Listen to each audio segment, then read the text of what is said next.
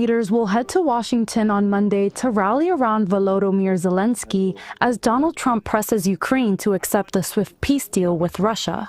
German Chancellor Friedrich Merz, French President Emmanuel Macron, and British Prime Minister Keir Starmer met on Sunday to coordinate their support around Zelensky's position. Ultimately, our desire tomorrow is to present a united front between Europeans and Ukrainians at this moment of conflict resolution, Macron said. The allies are hoping in particular to lock down robust security guarantees for Ukraine that would also include U.S. involvement. The meeting comes after Trump's summit with Vladimir Putin in Alaska on Friday. On Sunday, Trump promised big progress on Russia in a post on social media, but did not go into detail. According to sources, the U.S. and Russian leaders discussed proposals for Russia to relinquish tiny pockets of occupied Ukraine in exchange for Kyiv ceding a swathe of fortified land in the east and freezing the front lines elsewhere. The proposal was swiftly rejected by Zelensky. Russia already controls a fifth of Ukraine, including about 3/4 of the Donetsk province, which it first entered in 2014. Meanwhile, U.S. Secretary of State Marco Rubio said on Sunday there's enough movement to warrant follow-up talks, adding both sides will need to make concessions. He warned that Washington cannot force peace if neither Russia nor Ukraine is ready. European allies are keen to help Zelensky avoid a repeat of his last Oval Office meeting in February, when Trump and Vice President J.D. Vance gave the Ukrainian leader a public dressing down, accusing him of being ungrateful and disrespectful. Speaking alongside European Commission President Ursula von der Leyen on Sunday, Zelensky said that current front lines in the war must be the basis for peace talks. Von der Leyen will also travel to Washington, as will Finland's President Alexander Stubb and Italian Prime Minister Giorgia Meloni. Hi, I'm Jasmine Levin, and I proudly own and operate Puppy Levin. Puppy Levin is a pet care salon dedicated to caring for your furry companions. We provide certified dog grooming services along with boarding and doggy daycare. Our facility is family-owned and operated and promise personalized care for every pet that comes through our doors. If you're worried about your furry friend being lonely when you're gone, we also have on-site personnel 24/7 just for their comfort. Follow us on Facebook and call or text us at 814-758-9259 to make an appointment today. Anyone with a kind and generous heart and a little money can be a philanthropist. You too can be a force for good in our community, and the Crawford Heritage Community Foundation is here to help you make the most of your charitable giving. We've partnered with hundreds of people like you to make our world and our community a better place. You can give through us to support scholarships or any charitable organization or purpose. Whether you're interested in establishing a permanent endowment or adding to an existing fund, we want to be a part of your plan. Contact us when you're ready to make your mark. Together, we can make your contribution go further. The Gordon B. Garrett Funeral Home has been serving the needs of Titusville and surrounding communities since 1965. Mr. Garrett believed in tradition and commitment to excellence, standards that have been passed down from one generation to now a new generation, who will work to provide you with a beautiful, lasting tribute to your loved one. When you need them, they will be there for you. This has been their foundation for almost 60 years. The Gordon B. Garrett Funeral Home, 303 North Washington Street in Titusville. Thinking about switching to 5G home internet? Think again. Unlike Zoom from Armstrong, 5G home internet is delivered by a cell tower. The further away you are, or the more devices connected to that tower, the slower your internet is.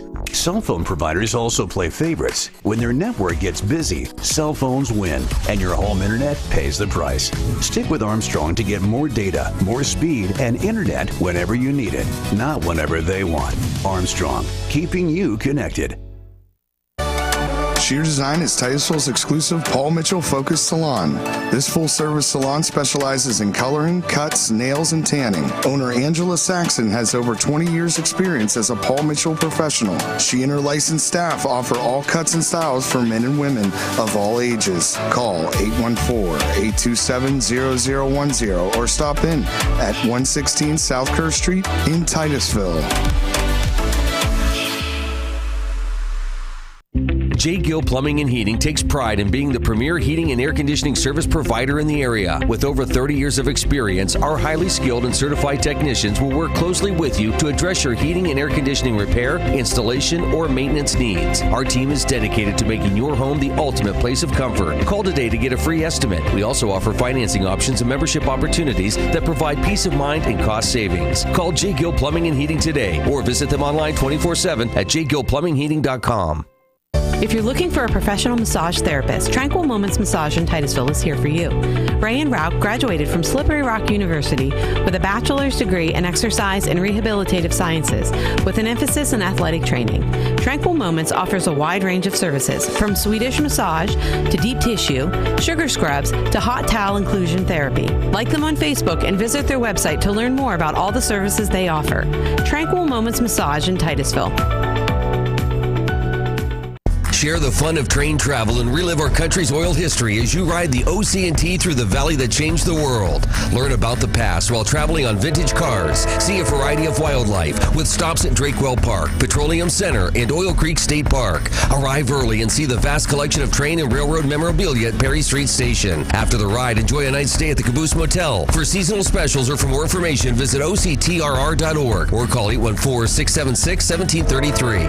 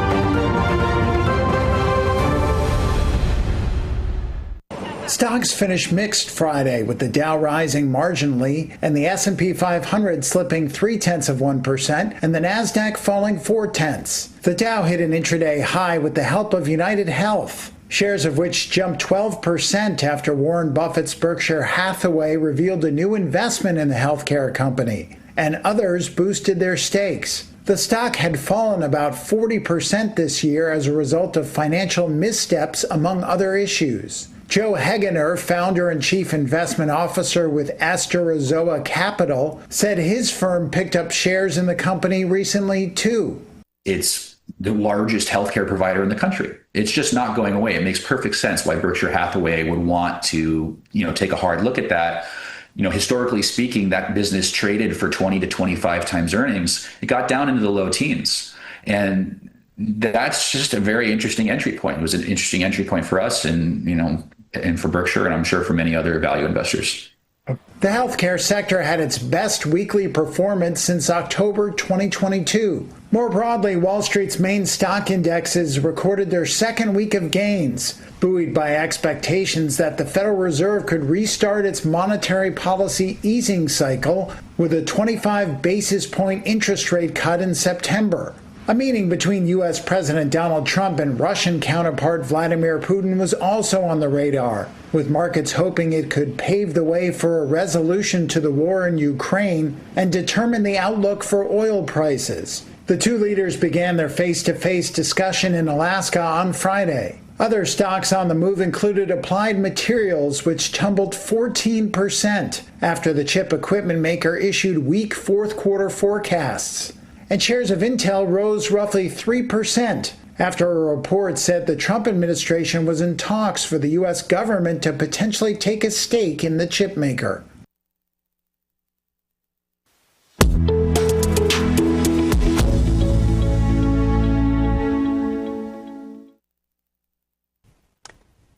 Pretty webcam shot here throughout the afternoon and evening on Sunday in Pittsburgh, Pennsylvania. Look at that. That's gorgeous. What a beautiful day here throughout the afternoon, and now some clouds kind of lingering on in. There's a chance for some showers here as we go throughout the Northeast here for your Monday morning, and we're going to keep an eye on some of those temperatures that are dropping down into the 40s as well here up towards Caribou, and then also to the north and west. Here we're looking at temperatures expected to be a little bit cooler than average here further to the north. However, as we go towards Charleston and Cincinnati, those temperatures still looking on the warm side. For your forecast, again, we're looking at scattered shower activity possible as we go throughout your afternoon on Monday. The bulk of the activity is staying to our west with another system approaching as we go throughout the next couple of days. We're looking at our temperatures for Monday, chances for storms further to the south.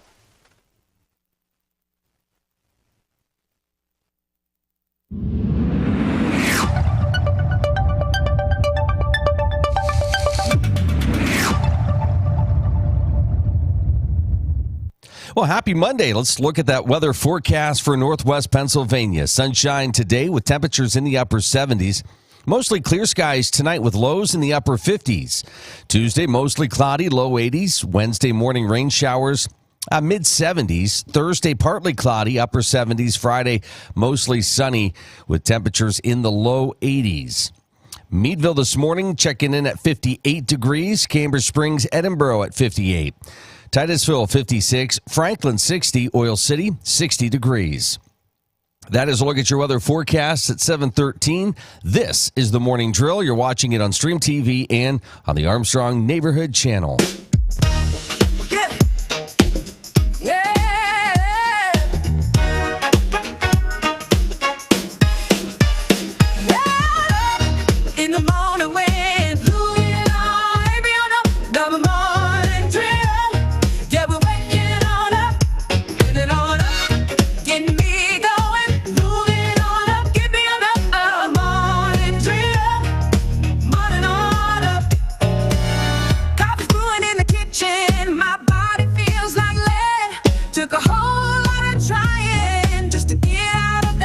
Oh, yeah, especially on a Monday, right? But the coffee is great here this morning. Nice job. Thanks. That's really good. Thanks so much. Is that the Bali? Yes. Oh, yeah. That's good stuff. Wow. Thanks. That's very smooth.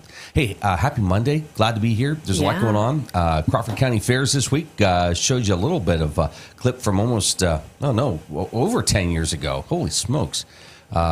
Used to have some fun at the Crawford County. And then what happened was high school football kept backing up earlier in the month, and it just became really hard to get everything together for the sports season that we're about ready to cover and being at the Crawford County Fair. I hope to be back someday. We had such a good time over the years being there. Always so much fun, and the Crawford County Fair is just outstanding. We'll go through the rundown of all the events happening today here in a little bit. But a quick rundown of other things that took place over the weekend. Congratulations to the Crawford Heritage Community Foundation. Did they do it? They did it. They did it. Over $1 million this year. So I know that's been so close last year. And I think Christian, not to speak for him, was oh man, that was the goal. And did it this year. So congratulations to Christian Morrow. Over $1 million during Crawford Gives. So if you go to the website, you're going to see this really awesome banner, and that's pretty amazing. That's 5,875 gifts to 190 nonprofits here in our region. Amazing. When you look at the top donation totals, Center for Family Services, a whopping $63,000. That's incredible. The Academy Theater does well every year, $56,000, almost $57,000. That's amazing. Meadville Area Recreation Foundation, $36,000. Westbury, $33,000. Common Roots, $30,000. Meadville Area Free Clinic, $26,000.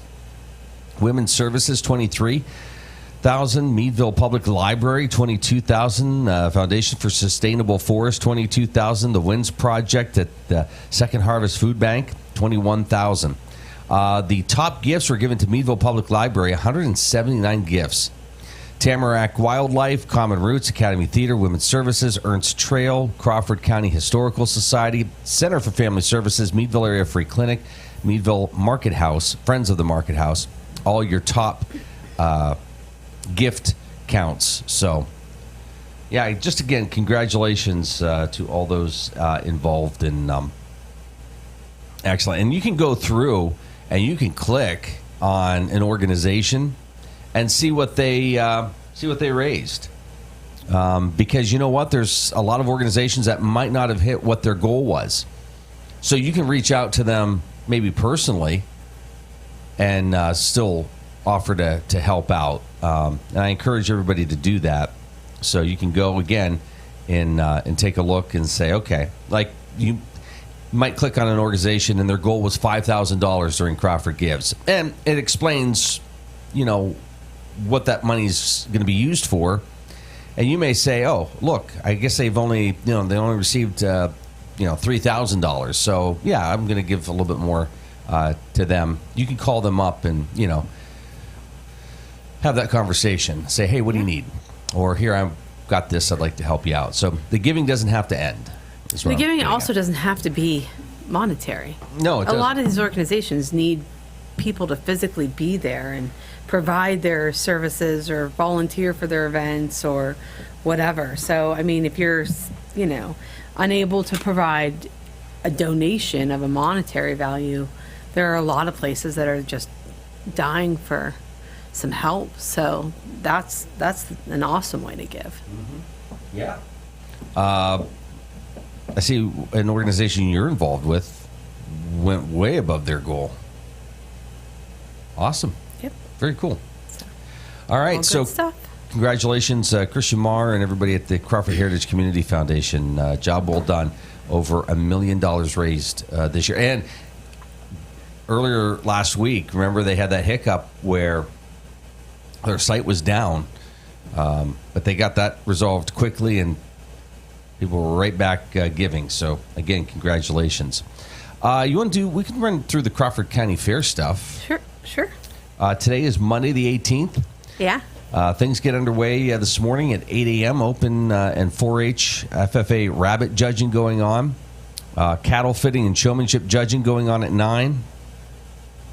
The 4-H FFA dairy goat fitting judging going on at 9 o'clock at the Dairy Goat Barn. Let's see. Market Production Goat Show, Livestock Complex at 9. 10 to 7. 10 a.m. to 7 p.m., the Fair Detective Contests. Maps are throughout the fairgrounds if you want to take part in that. 10 a.m. to 9 p.m., Sportsman Exhibit and Home Show buildings will be open. You can walk through and see all the great exhibits there. There's some really cool things to check out in those Home Show buildings and all the exhibits. At noontime, you got the 4-H FFA Dairy Goat Fitting Judging going on at the Dairy Goat Barn.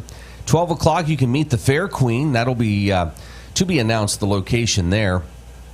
1 to 2, live music. Sean Rhodes on the West End stage. From 1 to 5, rides on the Midway. 1 to 9 p.m., bingo. American Legion building. At 1:30, demonstration, chair caning and Brian Williams at the exhibit building number 1. 2 p.m., the Walk Trot Versatility, Light Horse and Pony Ring. 2:30 to 3:30, live music. Angelo Phillips on the West End stage. You got the Zerbini Family Circus at 4 p.m., 5th Avenue. 4 to 5, live music. Naomi Bonkovich at the West End stage. 5 o'clock, Voodoo and Davenport event tent, ages 21 plus. That's the gate by the first aid station. Saved by Grace will be performing on the West End stage from 5:30 to 6:30 tonight. At 6 o'clock, it's Nashville Country Music Night. Tyler Braden, Cassius Culpepper, and Brenna Bone in the grandstands. So some music returning there. 6 p.m. to 10 p.m. rides on the Midway will continue. Mustang demonstration at 6:30, light horse and pony ring. 7 p.m. draft horse riding classes. Rabbit dress-up contest. That's got to be entertaining. I can't even imagine. Zerbini Family Circus at 7. You got at 7:30 pole bending game classes, light horse and pony rings. So that's all going on today. So make sure you check that out. Looking forward to all those events happening today. Tomorrow we'll bring you tomorrow's events. Is that good? Does that work? Sure. Our kids spent some time at the fair working yesterday. They said they had a good time. They said it was pretty busy. 2 out of 3 kids worked. Or 2 out of 3 people said that the food at the booth was excellent. No, 2 out of 3 kids worked. Okay. Everybody said the food was excellent. Good. Our kids are not cooking there. What isn't good at the fair? I don't know. I can't think of a single thing that doesn't taste great. Yeah. I mean, and they have something for everyone. Yeah. I think the hardest thing is picking. That's definitely it. It's like, boy, that looks good and that sounds good. That smells really good. I mean, and you said, like, this is like an insanely busy week for both of us. Mm-hmm. So it's hard. We're gonna have the chance to go up for a little bit tomorrow, which will probably be our only time. So, you know, we have to choose wisely. Yeah. And we all know what I'm getting. Do we? Yeah. Okay. Yeah. I am. I don't know what I'm getting. What? I said I don't know what I'm getting. Wow. There's a lot going through my head, but I don't know. Okay. Also have that little thing that is happening this Friday. That's it's like I got all this stuff. Okay, get this done, get this done, get this done. What is it? High school football. Yeehaw. I always try to catch myself because we don't just cover high school football. We cover other sports as well: soccer, volleyball, golf. I'm trying to get a cross country in this year, but we kick things off with high school football, which begins this Friday night. Yeah. So look out! High school football returns this week. I was noticing over the weekend, like different times. Okay, what's the temperature right now? Because it's probably going to be pretty warm. Our youngest plays high school soccer. Oh, yeah. So I was looking like Saturday at the time. His first, regular season match is this Saturday? Yeah. I mean, he has a scrimmage today, like right smack in the middle of the heat. Yeah. So. And they have a match next Saturday, like middle part of the day, I think. So Saturday I was like, okay, it's warm now. So it's going to be that way for a little while. Ugh. But pretty soon those Friday nights, they're going to start off warm and then cool off, and you'll be putting that sweatshirt on, and it'll be great. So for us here in Northwest Pennsylvania, high school football and the sports season gets underway this week. So looking forward to it. Here we go. We're going to get into birthdays, what we're celebrating here this morning. Amy's going to let us know all of that great information. It is the 18th day of August. Yeah, we're on the downhill slide on this month. I know. Preseason football, week 2, under reps. There's a game tonight. We can talk about that. But Steelers played. Again, we watched who was playing last night? Bears. Bears and Bills, right? Bears, they got that new coach, came from Detroit, doing well offensively. But where was I going with this? Oh, they were going for it. It was like 4th and 8 or something like that. Mm-hmm. And the announcers had to say, like, this is preseason. They're working things out. Like, you're not going to necessarily see that during the regular season. No. So my point is, it's not a game. It's a game, but they're working things out. So if you see things and you're like, why are they doing this? It's because they're trying to figure out different packages, personnel, they're testing. Pushing, yeah. Yes. So don't get overly excited for that kind of stuff. But all right. Birthdays, 18th day. Who's celebrating today? Actor and director Robert Redford is 89 today. Wow. Actor Dennis Leary is 68. Actor Christian Slater is 56. Actor Ed Norton is 56. Actor Andy Samberg is 47. Actress Maya Mitchell is 32. And actress Madeline Pesh is 31. All right. Happy birthday to them. Happy birthday to you if today happens to be your birthday from all of us. What are we celebrating today? Did you celebrate anything from over the weekend? I don't even know.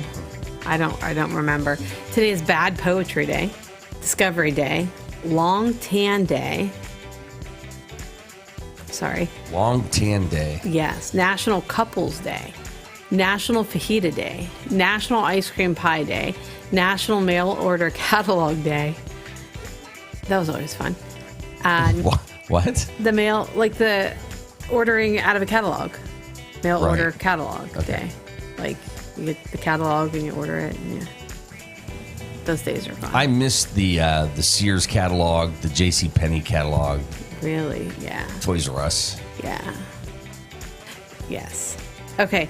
Never Give Up Day. Holy cow. Pinot Noir Day. San Martin Day. Serendipity Day. World Breast Cancer Research Day. Contact Lens Health Week. And Green Man Festival. All right. Boom. Find something there to celebrate. A couple headlines grabbed my attention over the weekend. More than 500 schools are using 4-day school weeks, a dramatic increase from 2 years ago, driven by fierce competition for educators amid a statewide teacher shortage. This is in Texas, I believe. 4-day school weeks are on the rise as Texas districts look for teacher perks on a tight budget. What do you think of that? All right. What was the topic we started last week but didn't finish? Oh, phones in the school. Yeah. So we're coming up on 7:30. I don't think we finished that conversation with phones in schools. No, you're going to bring it up now? Well, no. We're going to go to news. Okay.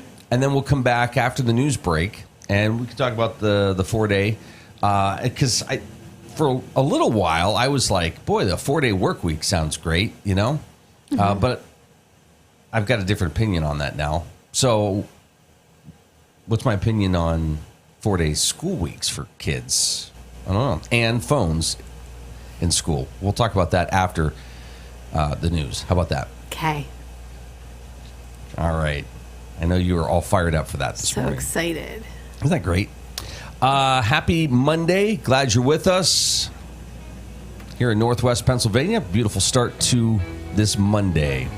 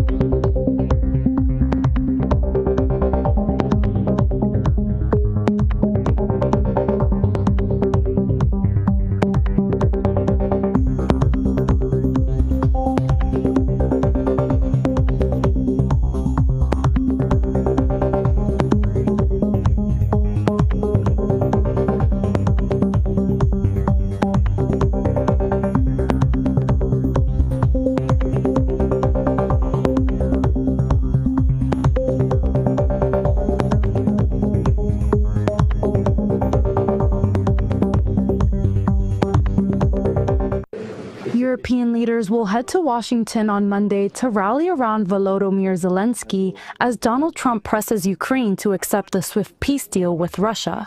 German Chancellor Friedrich Merz, French President Emmanuel Macron, and British Prime Minister Keir Starmer met on Sunday to coordinate their support around Zelensky's position.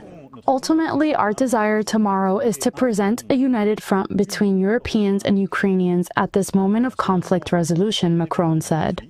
The allies are hoping in particular to lock down robust security guarantees for Ukraine that would also include U.S. involvement.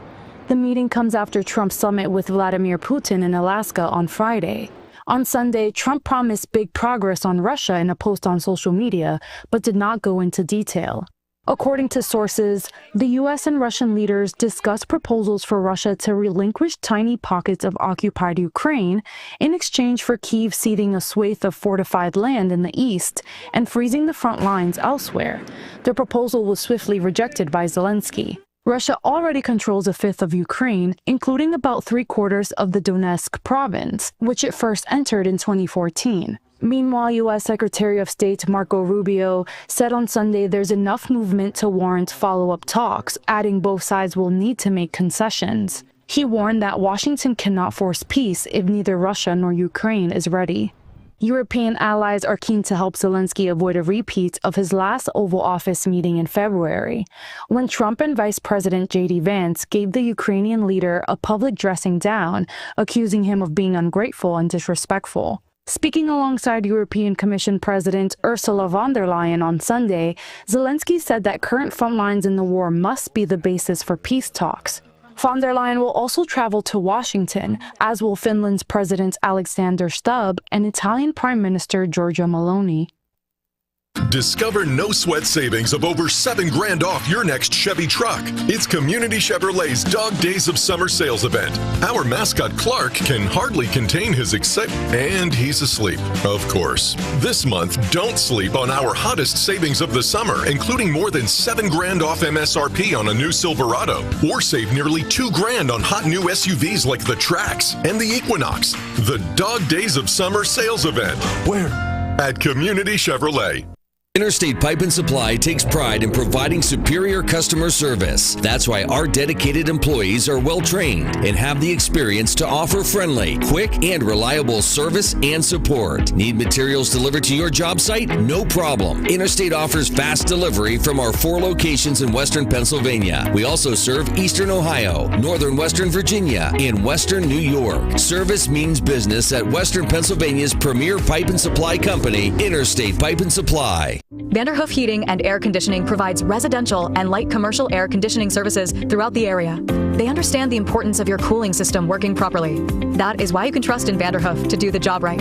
Whether it's a non-working air conditioner, yearly maintenance, or a new install, you can be assured that we will solve your problem quickly and efficiently. Your home's air conditioning system is far more than just temperature. It's a complete comfort system that combines temperature, humidity, air quality, and above all, safety. Vanderhoof Heating and Air Conditioning in Titusville. Looking for expert orthopedic care? Dr. Charlie Gates, a trusted name at Titusville Area Hospital, can help you regain mobility and a better quality of life. With years of experience and a passion for personalized care, Dr. Gates specializes in treating a wide range of orthopedic conditions. Whether it's joint pain, sports injuries, or orthopedic surgery, trust Dr. Charlie Gates at Titusville Area Hospital for your orthopedic care. Call 814-827-9770 today to schedule your appointment. Welcome to Inspire Med Spa, the place you know and love for massages, Botox, laser resurfacing, and semi-permanent makeup. Now we're offering even more, including laser hair removal, tattoo removal, and hair rejuvenation. Our team is here to provide expert care in a peaceful, luxurious environment designed with your relaxation in mind. And with our newly added services, now you can get all your beauty services in one place. Visit Inspire Med Spa today, because you deserve to look and feel your best.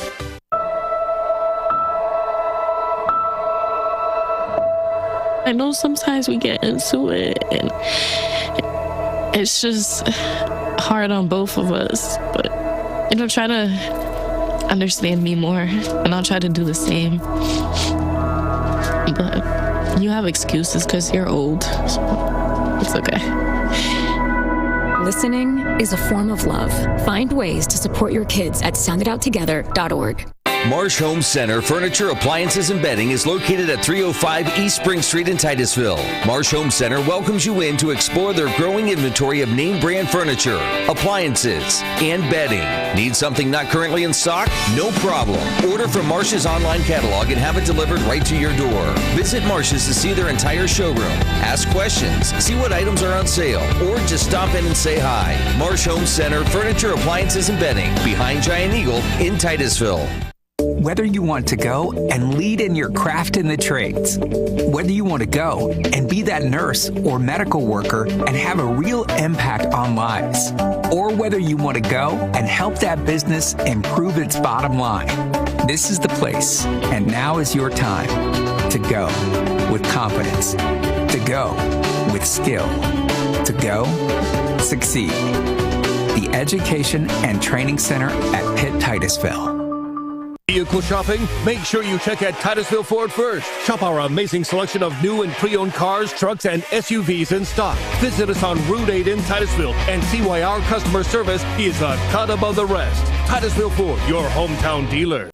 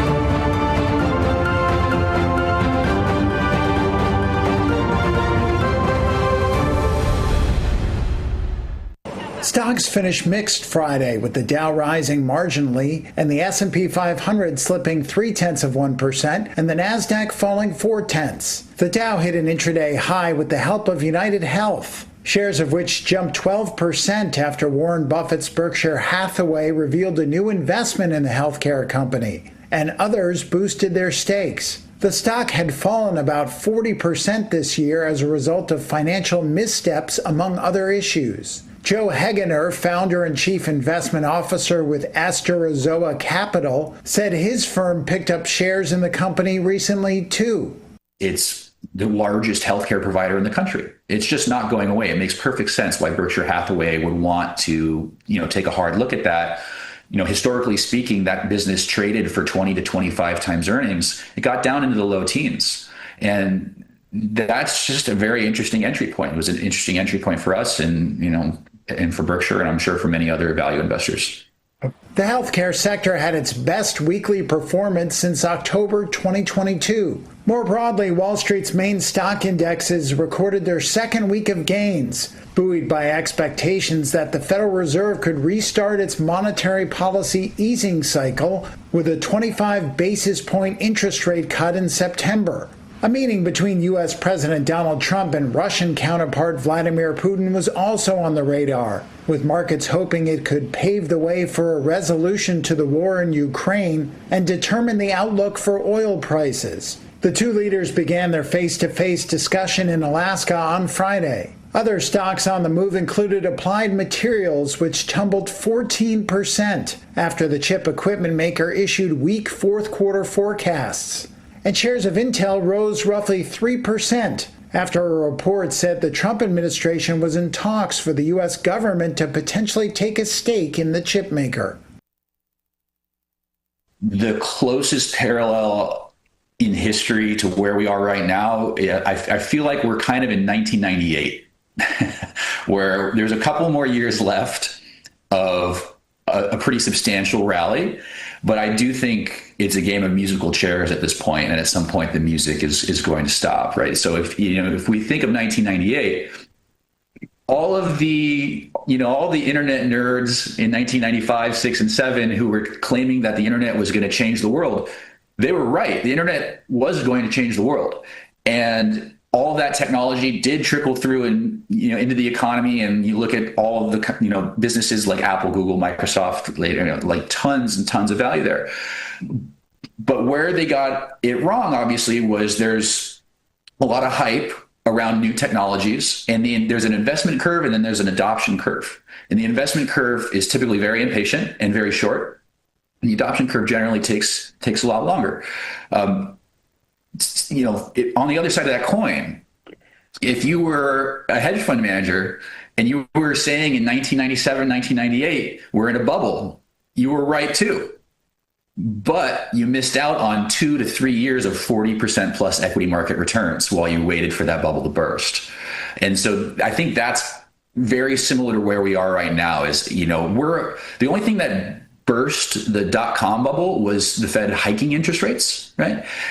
We're about to start cutting interest rates, and we're about to jam our foot on the gas with stimulus, and we're about to deregulate the banks, and lending should be even more accommodative than it has been previously. So it's really difficult for me to get bearish, frankly, in this environment. The S&P 500 obviously is 25% Mag 7, which is just predominantly tech names. The Dow is more kind of manufacturing, industrial type businesses, and those are a little bit more cyclical, I suppose, a little bit more tethered to GDP and the actual, kind of Main Street economy, if you will. Our bias, generally speaking, is actually that some of these names actually, like, for example, like the industrials, we think are actually going to be pretty well supported versus some of these nosebleed valuations that you would find in the S&P 500 in some of these tech names. Not just necessarily industrials, financials, names that are tied to kind of the more Main Street economy. I do like. We have a pretty strong employment picture right now. We're pretty much at full employment, and the retail spending figures are solid. There are places where the consumer does seem a little bit stretched, but if we kind of take a step back here, we're really in the beginning stages of a pretty grand experiment, right? We're at full employment. We have stock markets at all-time highs, and we're about to jam our foot on the gas with fiscal stimulus, deregulation, and we're about to start cutting interest rates. That's never happened in history before, right? Where we're going to create a lot of stimulus for the Main Street economy. And our concern really is that inflation is going to reaccelerate and the economy is going to get too hot. But that's probably a problem for 2026, 2027. Shares of United Health Group surged more than 13% Friday morning after a fresh investment from billionaire Warren Buffett's Berkshire Hathaway boosted investor confidence in the troubled health insurance company. Berkshire owned about $1.6 billion worth of stock as of June 30th, according to a U.S. Securities and Exchange Commission filing. Several hedge funds also bought shares according to other filings. The company is dealing with a variety of issues, including rising costs, a federal investigation into its government-backed health plans, and the murder of its insurance unit chief in December. Long hailed as a reliable earnings performer, United Health missed Wall Street's profit expectations for the last 2 quarters. The stock has fallen 40% this year, making it the worst performing stock on the blue-chip Dow Jones Industrial Average during that time. Buffett has a history of swooping in with big investments in companies at critical low points, including when he took a stake in Goldman Sachs at the height of the global financial crisis in 2008. One investor called this latest move a vote of confidence for the stock, but said United Health's management needs to regain trust and credibility with investors and get back to its pattern of topping financial expectations and raising its guidance. Other health insurers like Humana and Cigna also rose Friday morning. From global stocks soaring high to why Norway feels no Tesla shame, this is the week in numbers. 954.21, a fresh high for the MSCI All-Country World Index as global shares soared to record highs. It's on expectations of a US rates cut which has buoyed demand for riskier assets. Japan's Nikkei stock set a fresh peak and Bitcoin reached a record $124,000. Investors are pricing in a 0.25 percentage point cut in September. A $34.5 billion all-cash offer came from Perplexity AI for Alphabet's Chrome browser, a bid far above its own valuation. The startup is reaching for the browser's billions of users, pivotal to the AI search race. OpenAI, Yahoo, and private equity firm Apollo Global Management have also expressed interest in Chrome as regulatory pressure threatens Google's grip on the industry. $13 billion is what crypto exchange operator Bullish was valued at after its shares more than doubled in their NYSE debut. It lifts prospects for future US listings by other digital asset firms. The parent of crypto news website CoinDesk raised over $1 billion in its IPO, valuing the company at $5.4 billion. It's yet another sign of mainstream adoption in a market that recently topped $4 trillion. Tesla sales in Norway in July rose 83%, massively bucking the trend among most other European countries where sales continue to fall. Anger at Elon Musk's right-wing politics has provoked acts of vandalism against Tesla cars and dealerships in recent months, but not in Norway. Driving a Tesla, owning a Tesla. Øyvind Solberg Thorsen is head of the country's road federation. In the beginning of this year, everybody talked about the Tesla shame. We actually warned about that and said that we have to look at the car sales for the first quarter in order to establish if it is a Tesla shame in Norway or it isn't. And we were actually right. There isn't a Tesla shame in Norway, not as we see it in other countries. In the first half of this year, Tesla sales plunged by half or more in Germany, Sweden, Denmark, and the Netherlands. But in Norway, Tesla has bred brand loyalty that's insulated against blowback.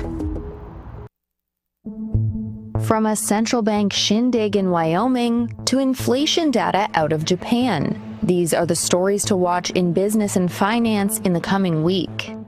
Central bankers descend on Jackson Hole, Wyoming on Thursday. The annual conference takes place as stocks hover near record levels, and U.S. President Donald Trump continues to take shots at Federal Reserve Chair Jerome Powell. Economists will be listening closely to what Powell has to say. Any hint that a September rate cut isn't happening, and markets could sell off hard, while an overly upbeat tone may feed more euphoria.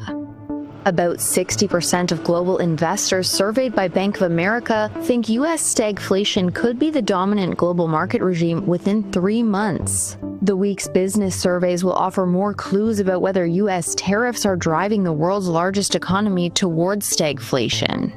Societe Generale expects Fed rate cuts to inflate a stock market bubble that might not pop until at least next year. Friday's inflation data will be in focus for any sign of when the Bank of Japan's long-pledged tightening cycle will resume. The previous reading of the Core Consumer Price Index showed an annual 3.3% increase in June, remaining above the BOJ's 2% target for over 3 years. The long road towards normalization has been complicated by uncertainty over U.S. tariffs and concerns about whether Japan was seeing the right kind of price increases.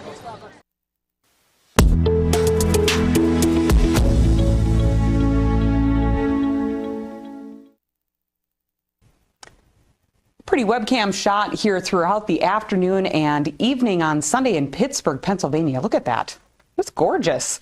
What a beautiful day here throughout the afternoon, and now some clouds kind of lingering on in. There's a chance for some showers here as we go throughout the Northeast here for your Monday morning, and we're going to keep an eye on some of those temperatures that are dropping down into the 40s as well here up towards Caribou, and then also to the north and west. Here we're looking at temperatures expected to be a little bit cooler than average here further to the north. However, as we go towards Charleston and Cincinnati, those temperatures still looking on the warm side.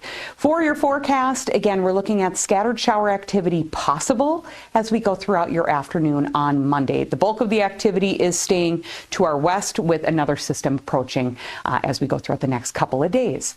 We're looking at our temperatures for Monday, chances for storms further to the south.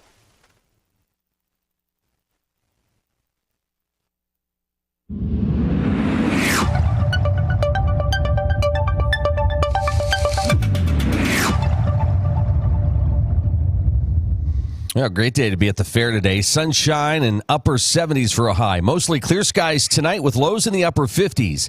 Tuesday, mostly cloudy, low 80s. Wednesday, morning rain showers, mid 70s. Thursday, partly cloudy, upper 70s. Friday, mostly sunny with temperatures in the low 80s.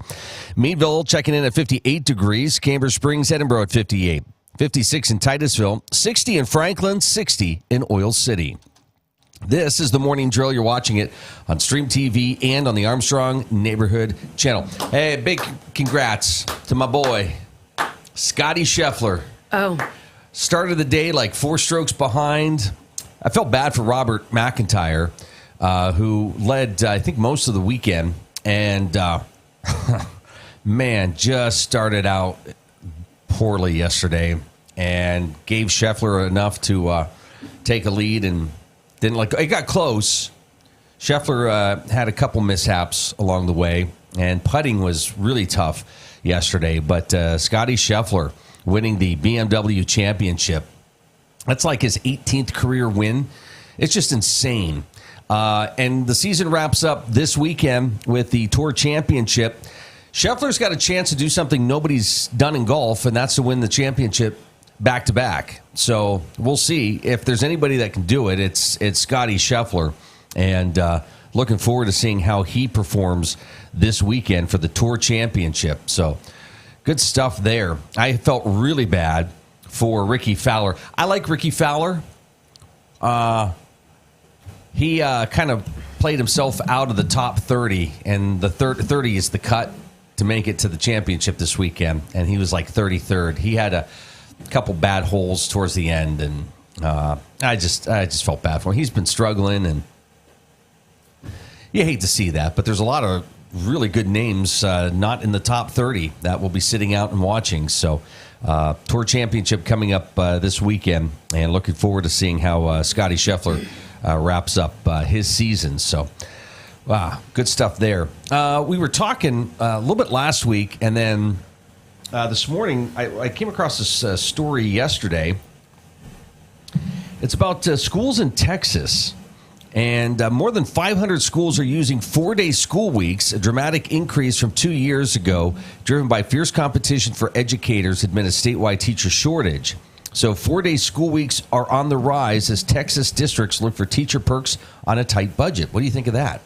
Okay. I don't know.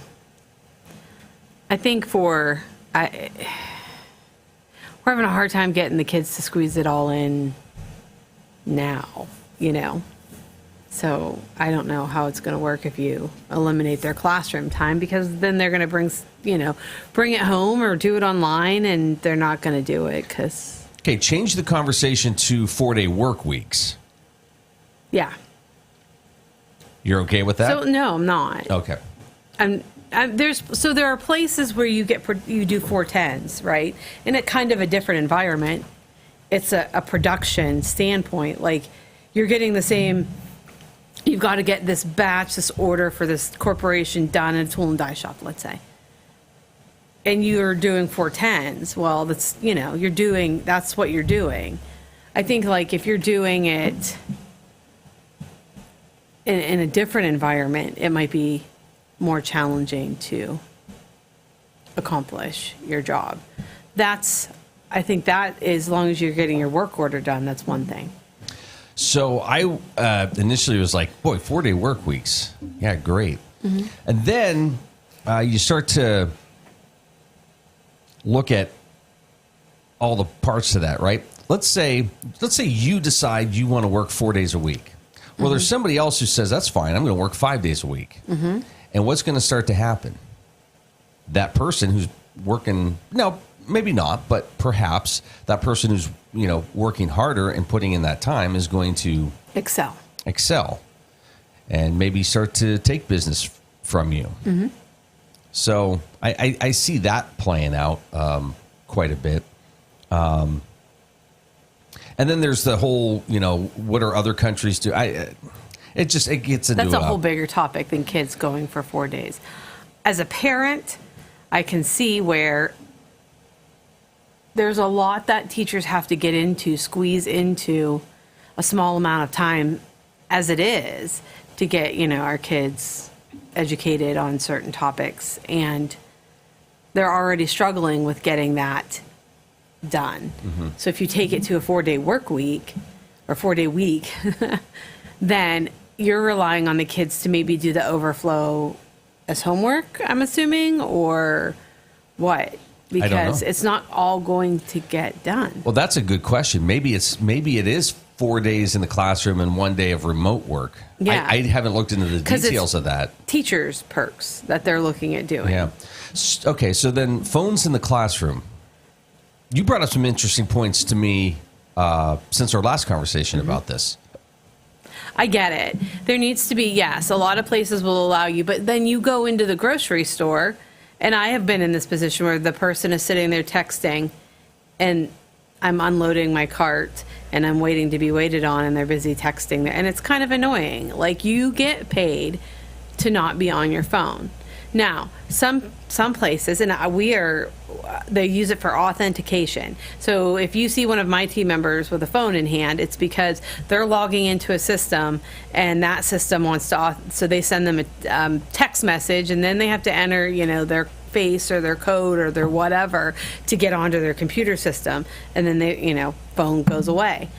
That's another aspect of it. But when it's a distraction for kids. I mean, you would like to realistically think, oh, well, they can Google things and they can look up things and it can help them find their blah, blah, blah. Now, what's happening is, go ahead. I was going to say, you brought up another point, and I'm sorry because we're running out of time. The bullying aspect. Yes.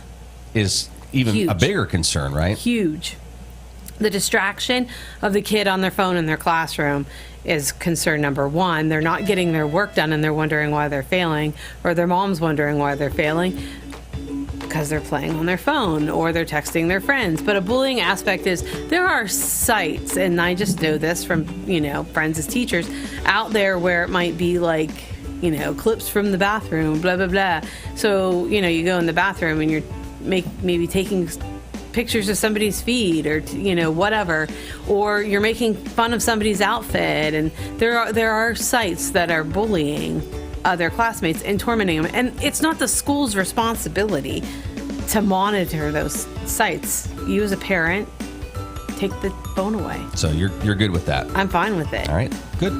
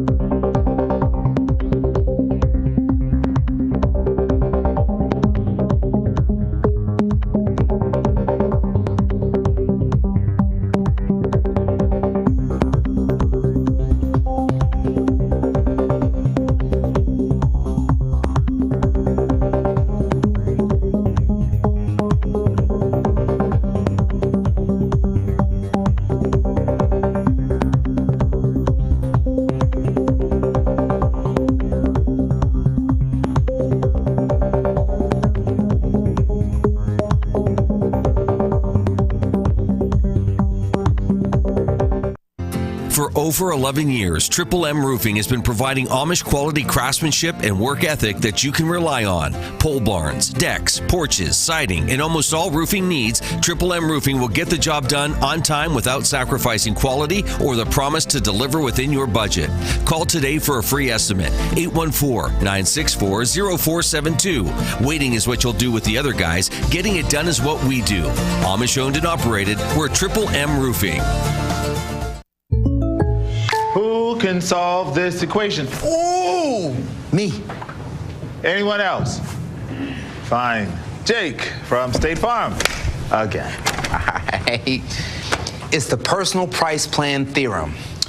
If you bundle your home and auto, that can equal an affordable price just for you. Bundling, just another way to save with the personal price plan. Like a good neighbor, State Farm is there. Are you tired of juggling multiple pill bottles? Titusville Express Pharmacy has your solution, now offering compliance packaging. Your medication sorted and sealed by dose, making it easier than ever to stay on track. In a hurry? Take advantage of our convenient drive-through service. We also offer free local delivery for those that qualify. Titusville Express Pharmacy, where convenience meets care. Visit us today at 401 West Spring Street in Titusville. Simplify your medication routine with Titusville Express Pharmacy.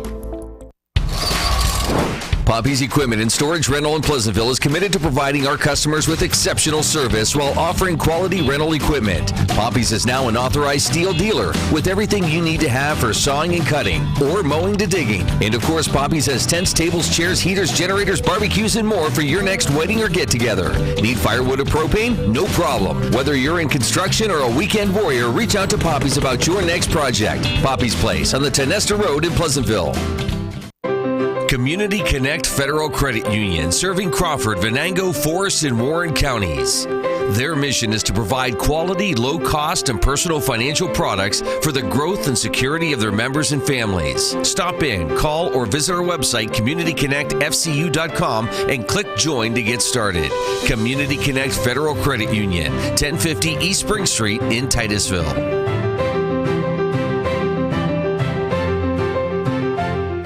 Fat Chad's Brewing is Titusville's premier dining destination, offering fine dining served with a cold beverage and great conversations. Try our new menu items, the T-bone steak, homemade meatloaf dinner, or soft shell crab tacos. Our pasta entries and sandwiches are just as popular. Try the new lobster ravioli, shrimp and scallop pasta, or our popular Asiago chicken. Don't forget about our famous burgers or fish sandwich, all served with fresh cut fries. Come in Saturday nights for Wild Game Saturdays. For good food and good times, it's Fat Chad's Brewing in Titusville. Titusville Market Square is home to over 100 unique vendors featuring antiques, collectibles, candles, coins, baked goods, dairy products, food items, comic books, toys, and so much more. You'll discover something new every time you walk through the door. Did we mention the selection of baked goods, breads, Clark's Donuts, and Amish pies? Titusville Market Square has you covered. Stop in to explore today. Titusville Market Square in downtown Titusville. Thinking about switching to 5G home internet? Think again. Unlike Zoom from Armstrong, 5G home internet is delivered by a cell tower. The further away you are, or the more devices connected to that tower, the slower your internet is. Cell phone providers also play favorites. When their network gets busy, cell phones win, and your home internet pays the price. Stick with Armstrong to get more data, more speed, and internet whenever you need it, not whenever they want. Armstrong, keeping you connected.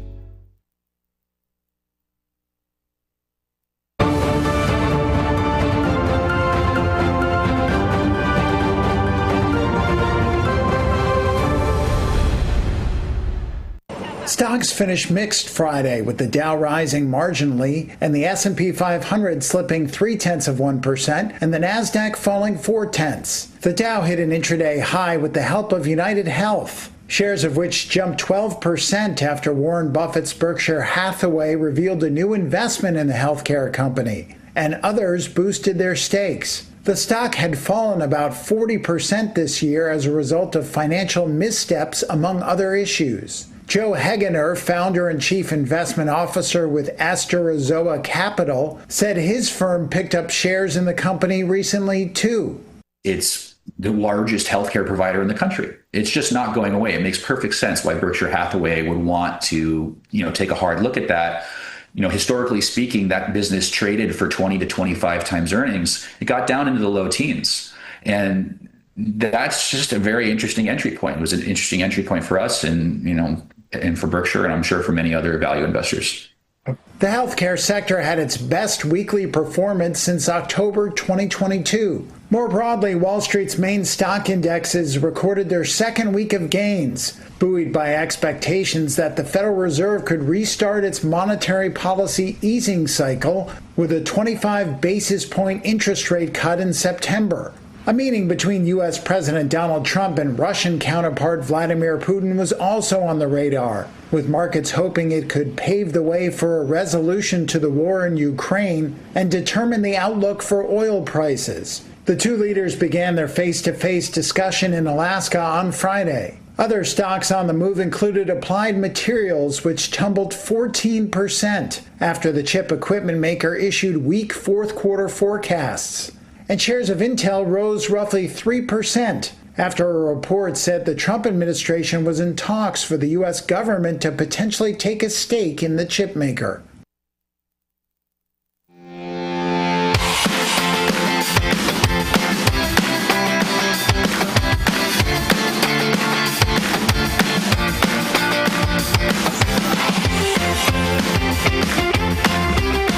Joining us this morning, Titusville City Councilman Gavin Griffin. Hi, Gavin. How are you this morning? Morning, Luke. Good to see you. It was a long weekend. I'm still recovering. It was a long weekend. Busy weekend. We're going to go all the way back to Friday. Or you want to go before Friday? Well, we can start. Let's go before Friday. Because you were on a week ago. Yeah. It's kind of setting the stage for everything. What did last week bring you after you visited us a week ago? I'm sure a lot of organizations were doing great things and getting ready. Anything in particular that council was kind of keeping an eye on, just making sure everything was in place, or what went down to lead up to Friday and the weekend? Well, we had a council meeting last week on Wednesday evening, and we were able to talk a little bit about Oil Festival and just make sure we were reminding folks that the streets would be closed down and working with our Public Works Department to make sure that would happen. They got everything taken care of by Friday morning. And before that, we had lineup for the parade on Thursday evening, so that was spray painting all the little numbers to make sure folks know where they were at. And then on Wednesday evening, we had, on Friday evening, we had our ribbon cutting for the new mural and the new stage in Founders Park. So we had all of our community partners there and had some remarks from those folks, and then cut the ribbon and had live music to follow. Okay, yeah. That's great. All weekend, the weather was just absolutely perfect. Yeah. A lot of people were in town. Yeah, we always say that this is the busiest weekend of the entire year for us here in Titusville, and so we were really, really happy with the turnout this year and the amount of vendors and folks in the parade. We had 73 parade entries, so you can't get much better than that. It was just walking around, and it was like, the park was just filled. You saw a lot of people that maybe you didn't recognize. Mm-hmm. So again, when we say visitors, some of them, a lot of them probably, coming back from and visiting from, other places. But you might have had people just passing through that said, "Hey, look, a festival," and mm-hmm. Walking through, taking it in, and again, it's just a real nice variety of folks. And it seemed like everything was spread out nicely too, from down the Ironworks up to Fat Chad's, Shady Park.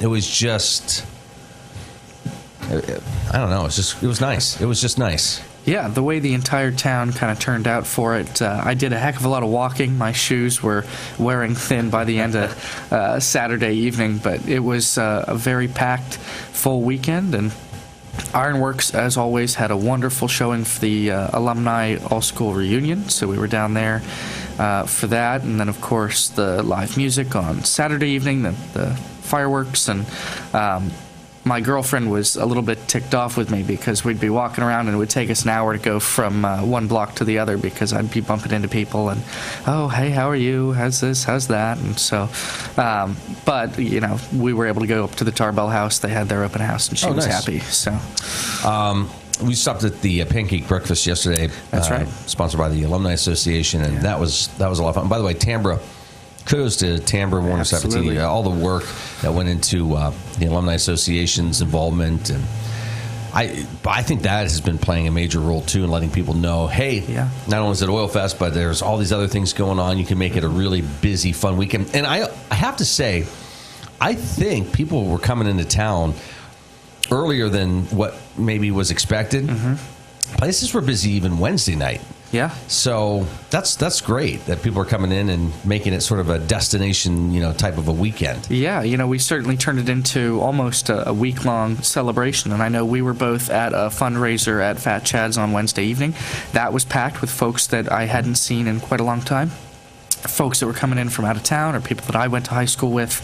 And so it's always good when you can get together and, spend the weekend reminiscing. From the Chamber to Take Pride to the Alumni Association, a lot of moving parts. Do you know are any sort of recap meetings coming up? So the Oil Festival Committee will get together once the dust settles and talk about what worked and what didn't and what we need to start working on for next year. And so I imagine that'll be by the end of the month at some point. Okay. Yeah. Busy time. Well, I know when you have a successful event like that, it's always exciting to talk about next year and get ready for it. So, and it doesn't just happen a week before the event either. Planning starts now, and there'll be a lot of discussion on it. So that's right. Yeah, we have 360 odd days to start preparing. Better hurry up. The way these years are flying by. Oh boy. Let's go back to last Wednesday's meeting. It looked like a pretty full agenda. Proclamations for junior council. Yeah, it is a very full agenda, and we typically pride ourselves, especially during the summer months, on being done within 45 minutes, and this one was about 2 hours. So, it was a little bit longer, but we talked about a lot of very important stuff, and starting with our junior council members. So we have Gracie Sampson, who is going off to college, and Jenna Crocker, who will hopefully be staying on for another term for her senior year. So we were very happy to thank both of them for their hard work and service to the city, and look forward to continuing to work with Jenna as the new school year starts. Introduction and swearing in of Minutemen and police officer. That's right. We had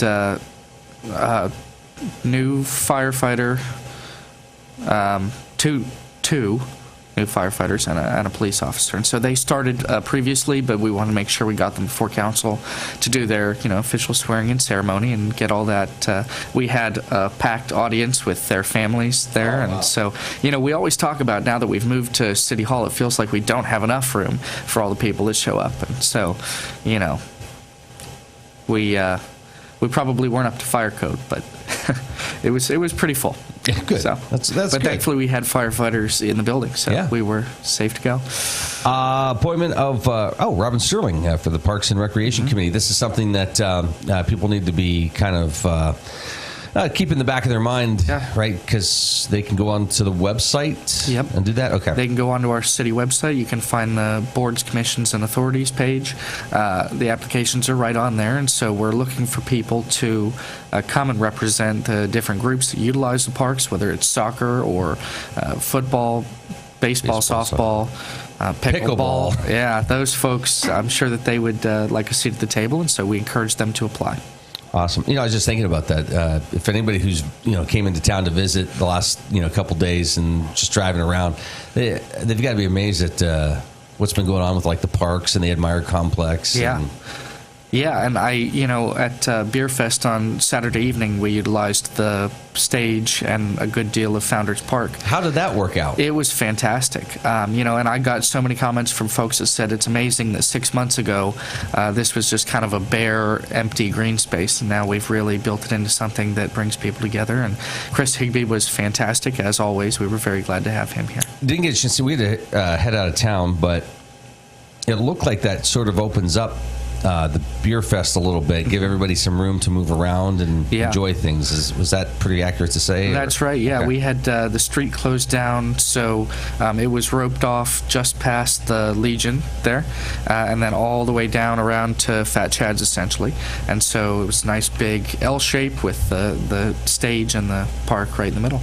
Awesome. And I hear former Steelers legend Louis Lips was in town. That's right. It was Louis, and he had a birthday too. Yeah, that's right. So we welcomed him in town, and of course we always enjoy one of my personal favorites. Canhead was here, so he's always a lot of fun. He does a nice trick when you shake his hand where he'll it doesn't let go. He has for those that don't know, a special skin condition that sucks in more air than the average person, so he can kind of stick things to himself. It's really neat. You should go find him online if you haven't seen him before. But he's a lot of fun. A good sense of humor too. Yeah, that's great to say, hey, I have this thing and I'm going to turn it into something. Yeah. Right? All right. So then you go into special meeting minutes, approval of those, previous meeting minutes, managers report, anything big from City Manager Neil Freitas? So Neil was actually out last week. We didn't end up having a manager's report. We had some folks filling in. Of course, Casey, our secretary, Tim Russell, who is our code enforcement officer and serves sort of as deputy to the manager. And so they kind of went over a couple things of concern, and we went from there. We had meeting minutes from the airport, and I want to say there was another committee that turned in their minutes as well. Anything big from the airport? Not much. They were still going over some of the projects that we had for this year. We had a fuel line issue out there at the beginning of the year, so we were sort of looking at what needs to be done out there. But they do a good job of taking care of things. Public participation. Anybody participate in anything? Is it what's on people's minds? Sure. Yeah, we had the owner of Warner's Bakery. She was there asking about that little section of parking lot right next to her building. Currently, the city owns that, but she would like to purchase it from the city and then turn it into some additional parking for her business, and then maybe down the road into some outdoor seating. But we heard her out on it, and we're hoping to come to an agreement. Great. I'm sure people, a city and a business, when you can have a conversation like that and just kind of see where everybody is, I mean, that's enjoyable to me. I like watching that play out. Yeah, absolutely. And, that one was a little bit easier than some of the other conversations we had that night. Okay. Yeah, we had some other folks from the public that were very upset and concerned with a parking issue over in their neighborhood. And so there were several of them that gave us a piece of their mind, and we took that into consideration, and we'll be working with them here in the near future. Okay. But, yeah, they didn't come with cookies in hand, so yeah, that's the trick. That's how Warner's gets things done. Bring cookies. Yeah. The multimodal grant, anything there under yes, some new business? We have been working on that application. As you know, we have street collapse up at East Mount Vernon Street. We've been working on for about 4 years now. I had worked with Neil previously on trying to get some funding through the United States Senate appropriations process, and unfortunately that fell through for this year. So we are now working through the state with our state senator, Michelle Brooks, on the multimodal grant for that. So that would be rebuilding the street with some filtration and reinforcement underneath. This is something you guys have been talking about for quite a while now, but and I think was it last year, a couple years ago, you actually took some pictures of that area? Yeah. So basically you have this hill, right, and water's coming down and sort of eroding the road. Yeah. And you're trying to figure out, okay, can we drain this better so it's not destroying our road every couple years? But there's some cost to that, right? That's right. It was $800,000, $900,000. So, it's certainly not a $26 million like our water well projects, but the amount of funding for that is certainly limited, and especially because it's not a highly trafficked road. There's only one or two houses on it, but there are several houses below it, and so it's currently in a condition now where it's sliding down into their backyards, into their fences, businesses, and so eventually, if we don't do something about it, they're going to be dealing with it. I'm sure we'll have some very unhappy residents. So part of the cost isn't necessarily getting, draining it, under the road or whatever. You got to figure out, okay, well, we got to do that, but there's houses under here, so we can't just let it go right into their yards, right? Yeah. So you got to figure out how to connect it down to the other street, or...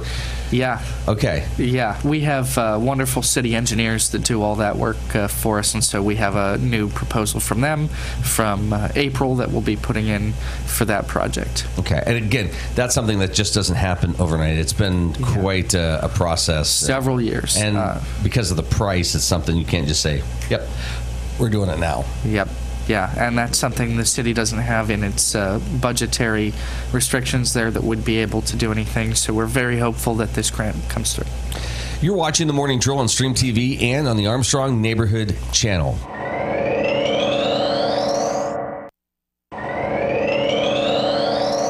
Titusville City Councilman Gavin Griffin with us here this morning, coming off of Oil Festival weekend, a busy weekend. And in the midst of all that, they had a meeting last week right before we got into Oil Festival. So a lot of conversations taking place, and we're just kind of going through the agenda right now. You had commercial inspections. You had a guest via telephone join you for that. That's right. We had someone presenting to us a business that does commercial inspections, so it would be similar to what we do for our rental inspection program, except they would train and equip our fire department to do these inspections on commercial buildings to ensure that they're up to code for everything. And that way we can sort of utilize those folks in a way that is cost effective to the city. They're already on the city's payroll, and they already, work shifts 24 hours, 8 to 8. And so we're really hopeful that we can move forward with these people to get that business going. Sale of city equipment. What's for sale? Boy, people look forward to this kind of stuff. Yeah, that's right. So we have several items from the Public Works Department. You can go check them out. They're on Unibid. So we're hoping that'll rake in a little bit of money to help us offset some costs we've incurred this year. Nothing fun? You don't want a dump truck or anything? No, there's not a whole lot, on there, but we encourage folks to go check it out. All right. Yeah. Let's see. CDBG funding. What was discussed there? Yes, so we had some proposals turned in from several departments as well as some folks from the community. So we had a proposal for a new pumper truck for the fire department. That would be a 2 or 3 year split. It's very expensive, I think upwards of $400,000, and so that was part of it. We also had some admin costs just to help the city pay for our administration of those things. We had a building down on Diamond Street that the Redevelopment Authority has been working on, and they would like to have some funding to help us get it back up and match some additional grant funds. And then we also had $45,000 for women's services. They were asking to help offset the cost of a new salaried position here in Titusville because they've had an increased need here, and they only have one person in their Titusville office at this time. And so we're going to be reviewing all of that and having a meeting to hear those proposals on the 20th at 5 p.m., just before a regular council meeting.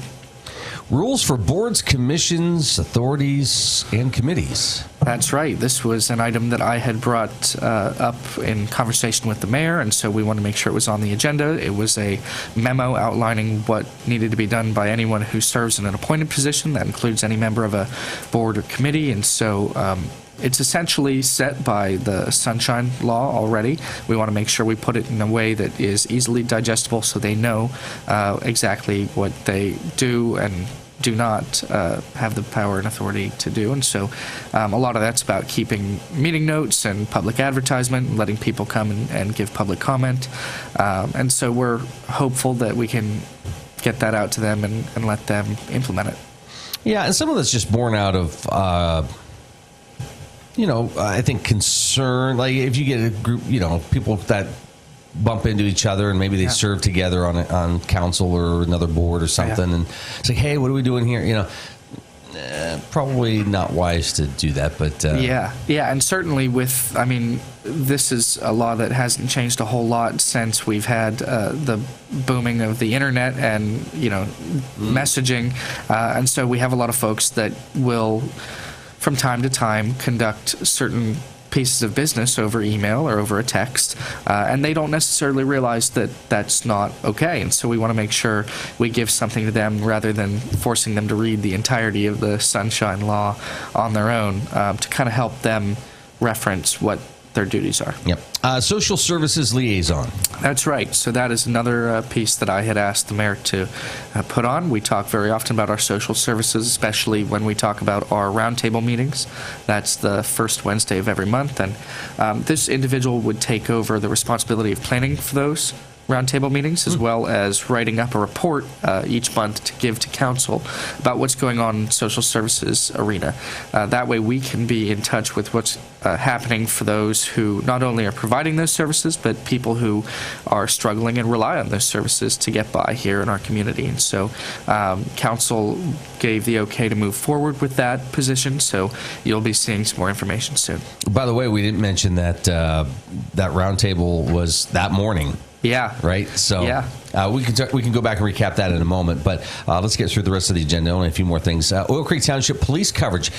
This was picked up by some media outlets and the expansion of police coverage. Yeah, that's right. That's something that has been a conversation for over a year now among the city and now with Oil Creek Township. So this was an issue for a lot of folks that live just outside the city in Oil Creek Township that rely on the Pennsylvania State Police, and very often they cover a broad area and they have quite a lot to do and longer response times, and so we were looking at an agreement to provide Oil Creek Township not only with response but also with patrol, and so we'll see what the numbers figure out to and come to the bargaining table with them. Anybody not for this? We had currently on council, we have former police chief Gary Thomas, and Gary was just concerned about stretching our guys too thin, and so he wasn't sure if we would be able to afford somebody new to come in and help cover that, or if we'd be okay with just the two-man shifts that we currently have. Our public safety commissioner was fairly certain we'd be okay with what we currently have, and I guess we'll see how it plays out. And I would imagine, obviously, Oil Creek Township would be supplying some funding for some of the stuff, right? That's right. Fuel costs and things like that. Yeah, and so we'll see what that number shapes up to be. But if you are a resident of Oil Creek Township, we encourage you to come out to their township supervisors meeting and voice your support. All right, budget work session. Yes, it's hard to believe that it's already that time of year. Yeah. It wasn't too long ago that we were doing the 2025 budget, but we'll be working on 2026 starting in October. So we have a list of our budget work sessions. Those are open to the public, and that list will be provided on social media and on the city's website. So if you want to come out and see, dig through with a fine-tooth comb, we encourage you to do it. Okay, we mentioned the roundtable was that morning. Were you there?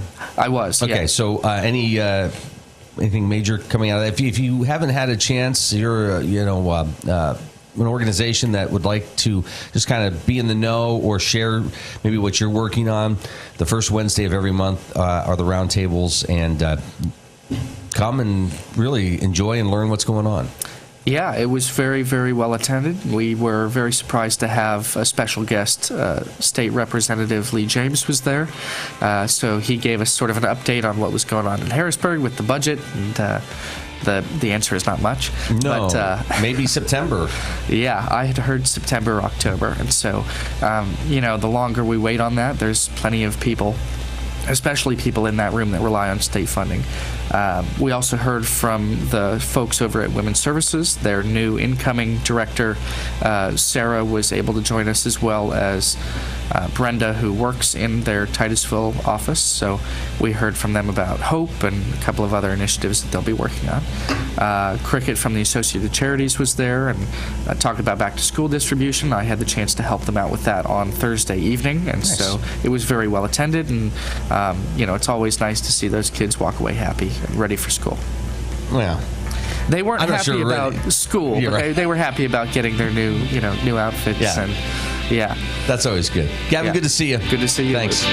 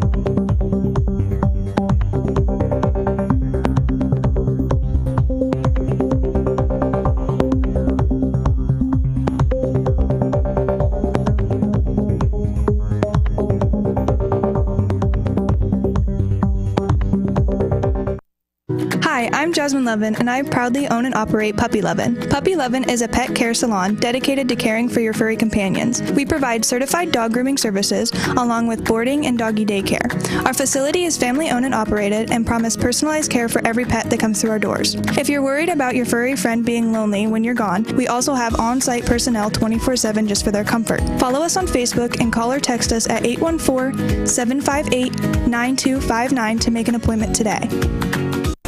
Anyone with a kind and generous heart and a little money can be a philanthropist. You too can be a force for good in our community, and the Crawford Heritage Community Foundation is here to help you make the most of your charitable giving. We've partnered with hundreds of people like you to make our world and our community a better place. You can give through us to support scholarships or any charitable organization or purpose.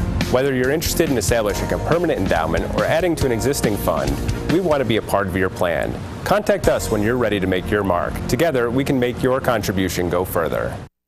The Gordon B. Garrett Funeral Home has been serving the needs of Titusville and surrounding communities since 1965. Mr. Garrett believed in tradition and commitment to excellence, standards that have been passed down from one generation to now a new generation, who will work to provide you with a beautiful, lasting tribute to your loved one. When you need them, they will be there for you. This has been their foundation for almost 60 years. The Gordon B. Garrett Funeral Home, 303 North Washington Street in Titusville.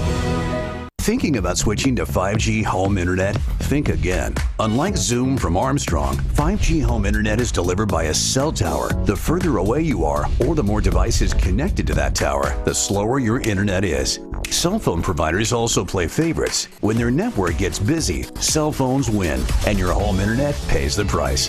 Stick with Armstrong to get more data, more speed, and internet whenever you need it, not whenever they want. Armstrong, keeping you connected.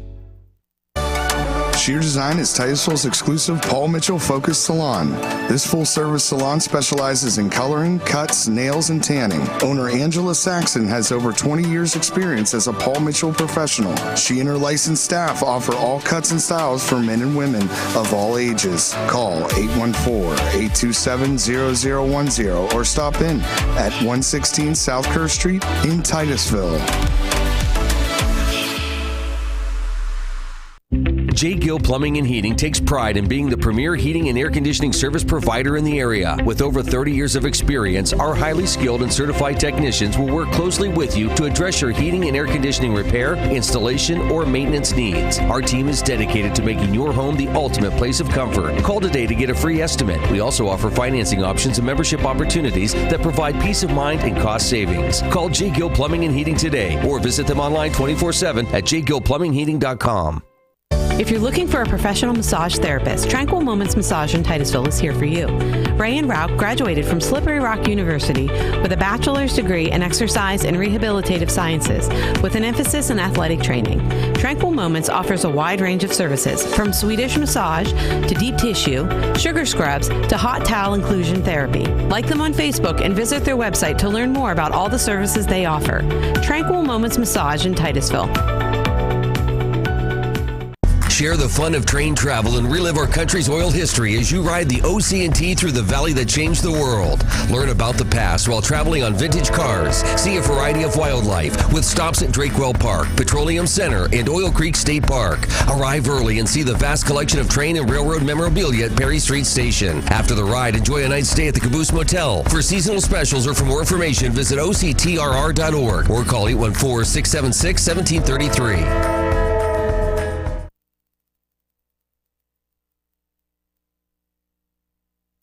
Flying aircraft doesn't just require the pilot in the air.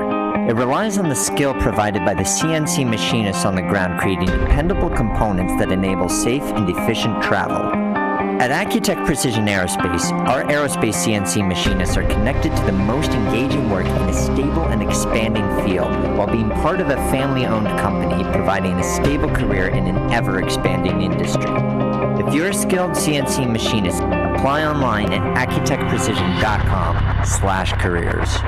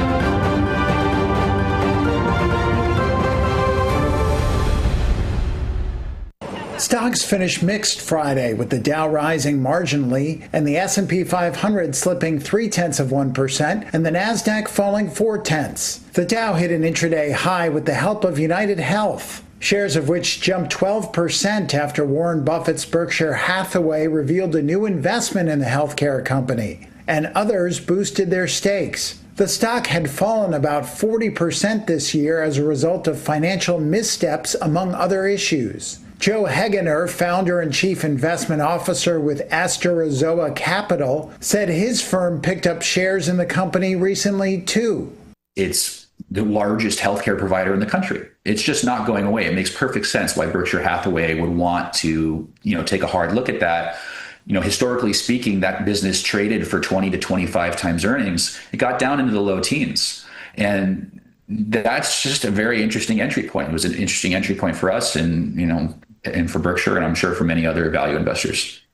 The healthcare sector had its best weekly performance since October 2022. More broadly, Wall Street's main stock indexes recorded their second week of gains, buoyed by expectations that the Federal Reserve could restart its monetary policy easing cycle with a 25 basis point interest rate cut in September.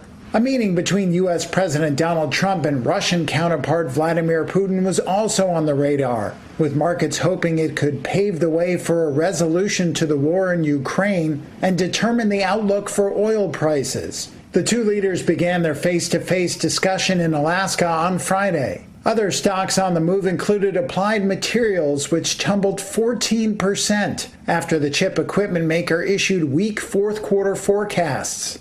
And shares of Intel rose roughly 3% after a report said the Trump administration was in talks for the U.S. government to potentially take a stake in the chip maker. Set a crop and shake them. Don Gallagher is driving through his cherry tree orchard in Michigan. So this is the second year in a row we've been froze out on. Most of these trees have already been harvested, but Don and his family are out one bright day to pick what's still on the branches so they can stock a farm stand. Peanut, you should get up into the maltsters, son of that old Sam's. The fruit sold quickly. Saving that for hand pick. Here's his daughter. This morning we put out 24 quarts and we're down to 6 quarts. It's a bit of bright news in otherwise hard times. A cold snap in late April bit hard. Oh, it got so extremely cold. We lost 3/4 of our dark sweet, half of our briners and all of our sour cherries, tart cherries. Trump-era cuts have hit rural services, from farm worker visa processing to agricultural research. One family farm here hires part of their farm labor from Guatemala. The crew arrived shorthanded and weeks into harvest because the process of securing their federally approved H-2A agricultural worker visas in Guatemala City was delayed.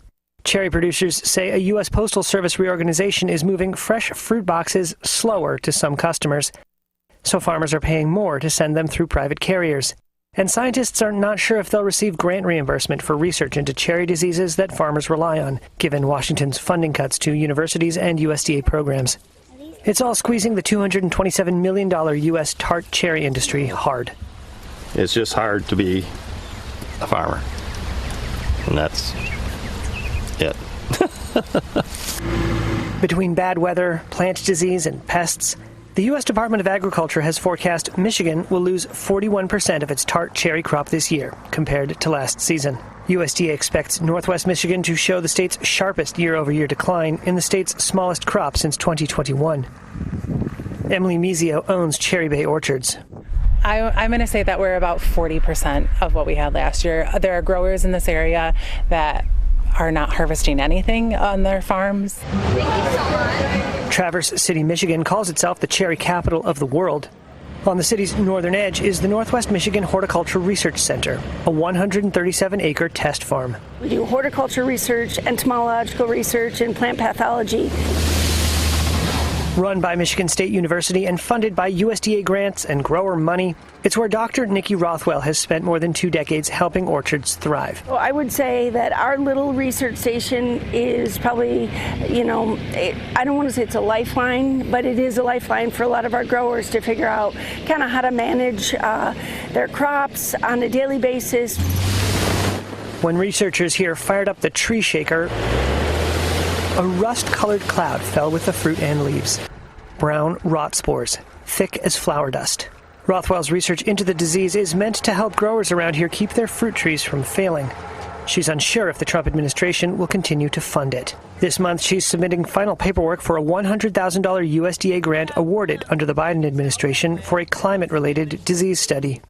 It's money that's now under a federal review of climate-related research. She said colleagues at other land-grant schools haven't been paid. Worries over an immigration crackdown have hurt the harvest, too. One grower in Oregon told Reuters he could only hire 47 farm workers at the beginning of harvest in June, when he needed 120. He blamed ice raids in California for scaring away workers.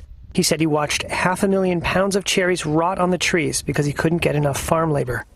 White House spokeswoman Abigail Jackson told Reuters President Donald Trump is committed to ensuring farmers have the workforce they need, but said there will be no safe harbor for, quote, criminal illegal immigrants. She noted the Labor Department created a temporary Office of Immigration Policy to help employers navigate foreign labor certification programs. And then there's the shrinking exports. U.S. Census Bureau trade data shows that last year, the U.S. exported nearly $506 million in fresh cherries. In the first half of this year, as President Donald Trump's trade wars reignited, U.S. fresh fruit exports fell 17% in volume and 15% in value. Good morning, and thanks for watching the Morning Drill. Well, the Crawford County Fair is going on all week long, and we thought it'd be fun to go back in time and revisit some of the fun we had at the Crawford County Fair.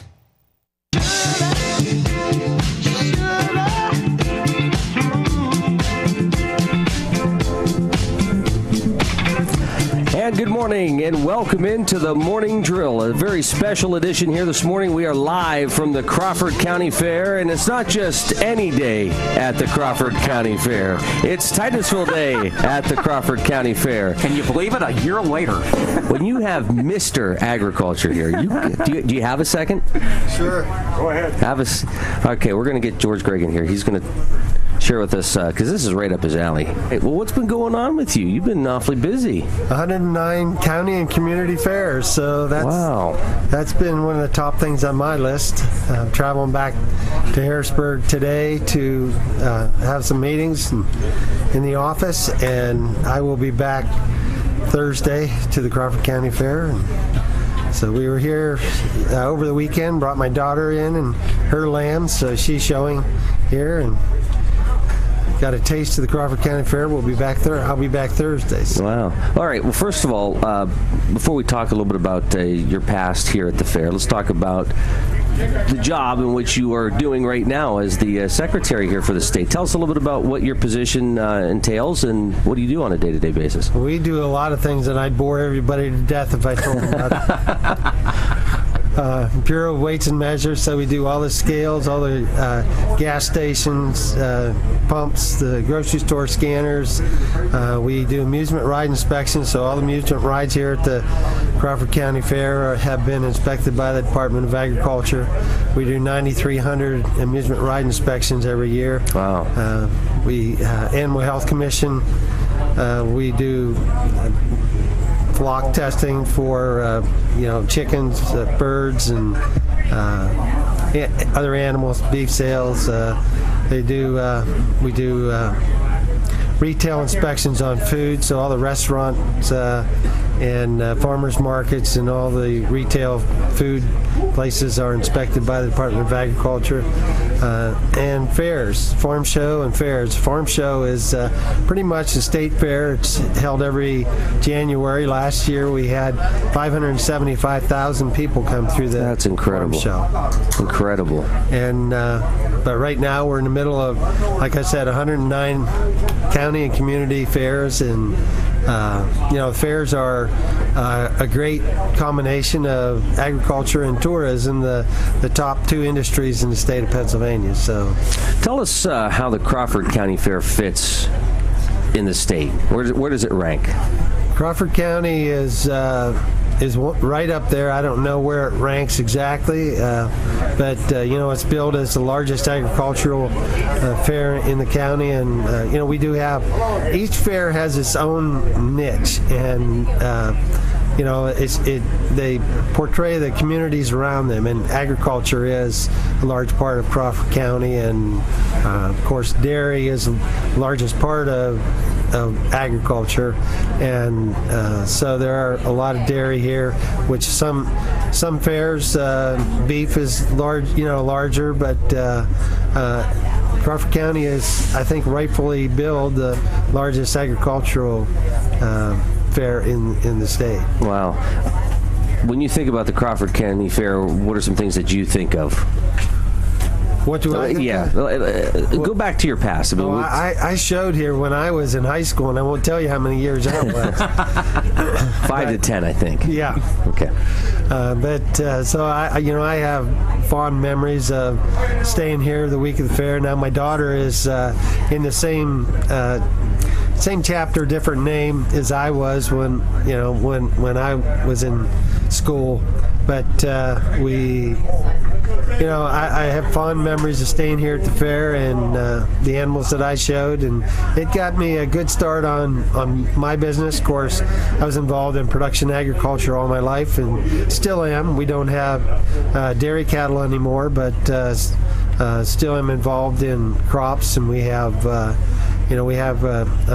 800 acres of crops in this year. So wow, that's incredible. What are some of the favorite things you enjoy doing here at the fair? Well, eating is one. Yeah, that's a tough one to escape.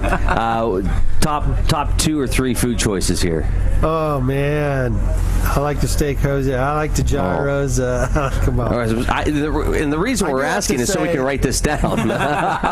we're taking a poll. I do have to say that I love to meet people, and the fair seems like the nicest people go to the fair. So it's a good place to make new friends and rekindle old friendships. It's great for our youth, 4-H and FFA. It's great leadership, training for our youth, and all the kids in 4-H and FFA that show at the fair, they're starting friendships that are going to last their lifetime. So it's just a great place to be. It's family oriented, and of course we've got some big name entertainment here at the Crawford County Fair too.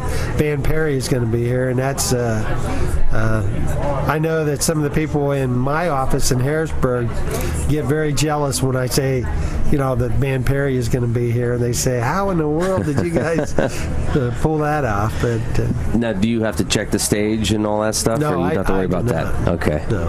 When you get to talk with people as you walk around the fair, what are you hearing from folks? Is there any one topic that you're hearing about more than something else?